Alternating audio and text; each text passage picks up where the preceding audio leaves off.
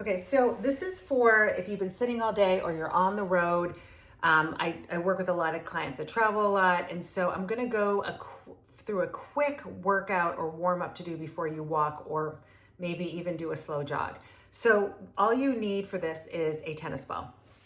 You want to find your adhesions, the areas that get tight or maybe you have knots from sitting too long and then expecting your body. So we're going to start with your calves first. Here, let me roll back a little bit. Find the worst possible spot in your calf. There we go. That's usually one of mine. And then stay there for 30 seconds.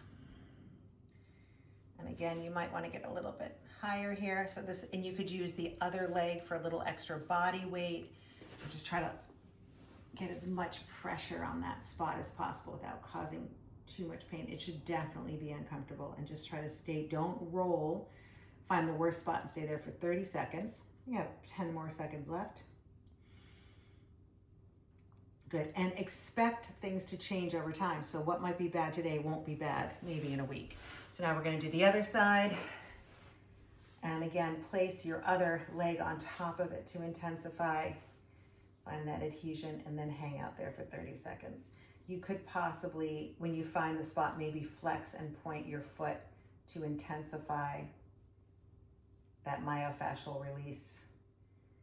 Focusing on your breath. 5 more seconds, 4, 3, 2, and 1. Now we're gonna do your hip area. You could also do this similar on your quad, but this is an area that gets pretty bad for people. So this is your piriformis area, and it's a muscle that shouldn't be working as much as it does, but it ends up taking too much work or load when you walk. Okay, so now I found it. So what's supposed to happen is you have primary movers and you have assistant movers, and I explain this to all my clients. Your primary mover is like your glute. This medial glute is supposed to be doing a lot of work, but what happens, it sits and it's not activated on your walks. And then your assistants, the ones that shouldn't be doing as much work, like your piriformis, ends up overworked. And this is how we end up with something like piriformis syndrome or lower back pain. So what we're doing right now is being really kind to your assistants, the muscles that shouldn't be doing all that work, and just working out any adhesions. That's one. And again, you could also maybe do it like this. Find that worst possible spot. I like to do my leg extended. That works best for me. And then a little bit into it. And again, I used to be suffering with piriformis syndrome. I don't anymore. Try to stay there for 30 seconds. And then after we are super nice to our assistant muscles, what we're going to do is activate the primary movers so they can do their job on the walk. We've got about 5 more seconds. 4, 3, 2, and 1. Great. This is the no equipment warm-up. So what we're gonna do here is we're gonna come down on the ground. If you've got a lower back issue, please bend the left leg. Right leg is straight, and then we're gonna pull this leg up. What this is doing is sort of igniting the right muscles while also stretching your hamstring that gets super tight. So when you do walk, your quad doesn't have to do as much work, and that won't bother your knee as much. So we're just lengthening your hamstring, strengthening up your quads. 2 and 1. Let's do the other side. 10.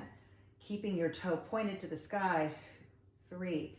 If you don't have back issues, you could extend the leg straight. Makes it a little bit more intense.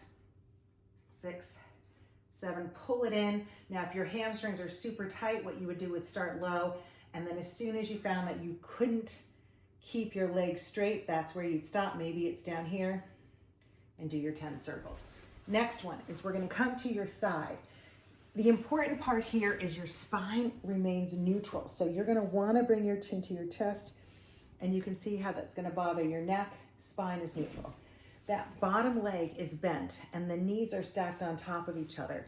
If someone were standing above you, they'd see a perfectly straight line. We're gonna lead with your heel and do 10 leg lifts, leading with your heel, working. Now this is the primary mover that needs to be doing all the work when you walk. 6, 7, so right here I'm feeling it. 9, 10. Now, this foot goes in front of you. Your adductors are also weak and they get tight. So what we're gonna do is work on the mobility of those adductors with that neutral spine with your foot flexed. We're gonna lead with your heel. What you don't wanna do here is bring this foot forward. You want it to be right in line with that spine. 2, lead with your heel. 3, and if you're tight, you're just feeling it's a lot of work to lift it up. Maybe even this area is getting engaged. And 10. Excellent. Let's do the other side. So remember, neutral spine, knees stacked on top of each other. Look forward. And then with this top leg, you're going to lead with your heel. A lot of people can do this. Point your toe and get super high. I don't want you to do that. I want you to lead with your heel. It gets a lot shorter as we're working just this muscle. 7, 8. The goal here is that it only lasts 5 minutes. 10. Now take this top foot in front of you. Again, neutral spine, lead with your heel. It's going to be a shorter range of motion if you do it right. If I brought the foot forward, I could get it really high, but I'm keeping everything in alignment, working my glutes, working my core. 9 and 10. That is what we do before we walk. And then when you come back, I have a nice little cool down for you. It's going to help you sleep pain-free. Have a great walk. See you in a little bit.